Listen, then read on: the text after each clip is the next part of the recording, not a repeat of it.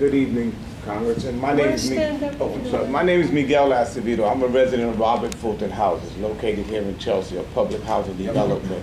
I'd like to know what you and Congress is looking to do to help the deficit in NYCHA today, because as we see our community in Chelsea being gentrified over and over, we were promised affordable housing. We haven't seen affordable housing. People now living in public housing are fearing that eventually the federal government is going to walk away from NYCHA and leave us.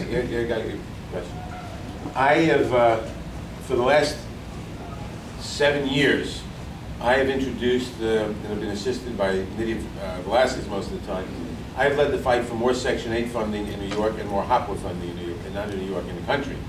More Section 8 funding in the country, more HOPWA funding in the country. And we've been successful in some of that in getting a few $100 extra million despite the opposition of the Bush administration.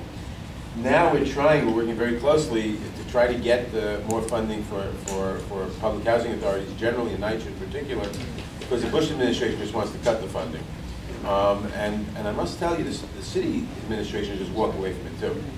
The city administration has been terrible on this. We're trying to increase the funding, and we are trying in particular, so far not successfully, but I do think, again, if we get a Democratic president, a lot of this stuff is going to become doable, to get the federal government to take responsibility for the funding of the buildings. I don't know if Fulton is one of them, but there are a number of projects in New York that were never federalized, in which the federal government does not take responsibility for funding. So it's a question, basically, number one, for those projects of federalizing them, and number two, for all the projects of getting adequate funding. The Bush administration has cut it down terrifically. The Republican Congress cut it down terrifically. During all the years of the Republican Congress, Nydia and I successfully, on some occasions, unsuccessfully on others, increased the funding for public housing and for Section 8 and for HOPWA, but not enough to undo or prevent all the damage. Now that we have a Democratic Congress, we can do a little more. If we get a Democratic president, we'll be able to do a lot more.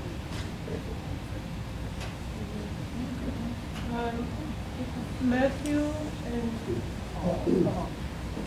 Congressman Nadler, I'd like to say, first of all, after living around this country, around the world, that it's my great pleasure to be in a congressional district where my congressman's views align with my own, which is not, you know.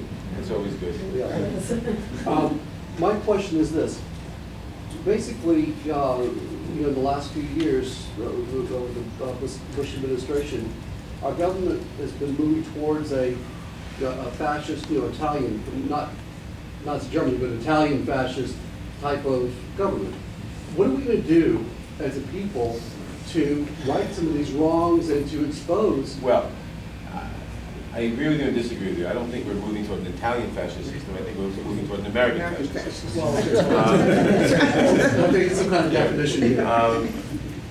Yeah, you know, it's very interesting because that you asked the question that way, because when I was in college, I used to argue with the SDS kids. And and I was involved in the anti-war campaign and the Doug Johnson campaign. They thought it was a Democratic Party hack. And they would say to me, don't you realize this country's in a pre-revolutionary situation? And I would always say, you're crazy. This country's not in a pre-revolutionary situation. If it's pre-anything, it's more likely to be pre-fascist. And unfortunately, 30 years earlier, 40 years earlier, but we have real problems along those lines.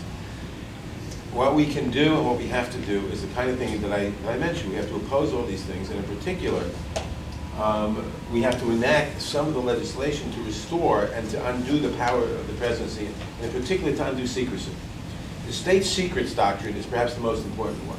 I was one of the leaders of the opposition to the Patriot Act, reauthorization 2 years ago, and to the national security letters, which is somewhat the Patriot Act, somewhat not, and to the state secrets doctrine. The state secrets doctrine deserves more publicity than it's gotten, because it's probably the most dangerous thing we have, and it permeates everything else. State secrecy doctrine starts off in the 1950s, is rarely used, and of course the Bush administration comes in, takes that, and runs with it and expands it. The state secrets doctrine says, or said, that if you have a civil lawsuit and you ask for a piece of evidence, you ask for some piece of evidence from the federal government, and the federal government may be able to go into court and say, we can't give you that piece of evidence because it's a state secret and its revelation in public would endanger the national security. Now, there may be some piece of evidence where that's true. And so originally it was the court could make that judgment. Then it became, all they have to do is assert that, and you can't get the evidence. Under the Bush administration, it got even worse. And now it's, the administration kidnaps you, sends you to be tortured. You're released when they find out you don't know anything. The Egyptians or the Syrians decide they got the wrong guy. And you come and then you sue the federal government for kidnapping, false arrest, and you can imagine what else.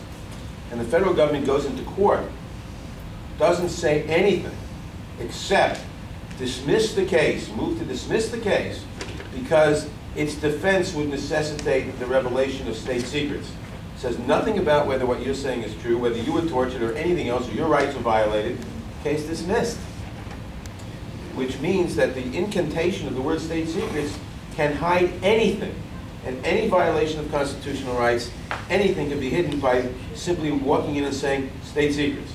And that's one of the problems we're having even with the warrantless wiretapping now, with the telecom immunity. So I've introduced legislation to rein it in, to have procedures under which a court will decide what's properly a state secret or not, and how you use the evidence and so forth.